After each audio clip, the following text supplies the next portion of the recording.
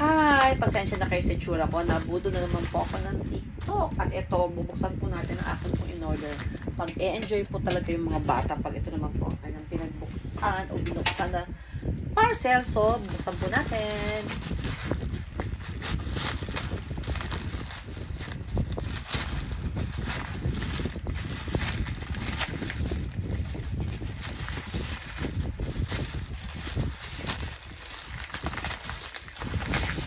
Box lang po ngayon eh.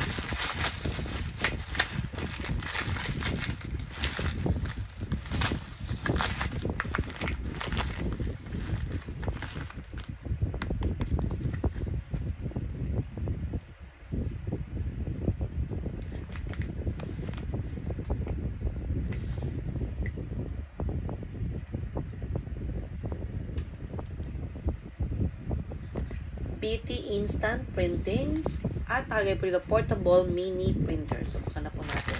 So, order po ako nito. Tignan natin kung ano yung tsura po nito.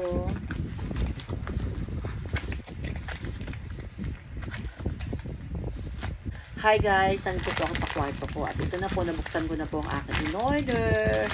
Ang portable mini printer. Ayan po.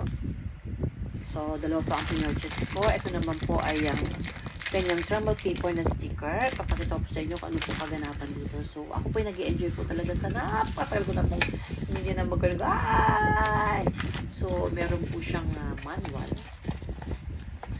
Ayan. It has his own manual. It has own manual. So, ito na po.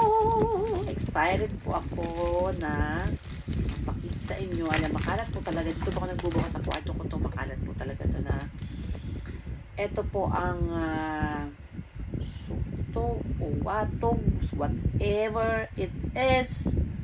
At ito po ay isang printer. Paano po ba ito pagbubukas? So, pag-aaralan ko po ito mamaya kung paano po ito. China-charge po ito dito. Marami po siyang magagawa at mapiprint ng mga pictures, ng mga labeling, notes, or pads na meron pong may mga notes na galing sa gallery mo, pwede nyo po ma-print. So, pakita ko sa ito mamaya May kasama rin po palang charger. Ayan, kasi recharger po nga po ito. At ito nyo po i-charge ang ating pong machine. So, babasahin po natin ang manual. Ang sabi po dito, please charge for the first time and unplug the charger before use. Then, pangalawa, apply Apple Store or Google search FunPrint installed app to use. So, pagka-charge ko po muna, then after nun, for first use, please charge first. Okay. So, i-charge ko po muna at babalikan ko po kayo para naman po sa another instruction.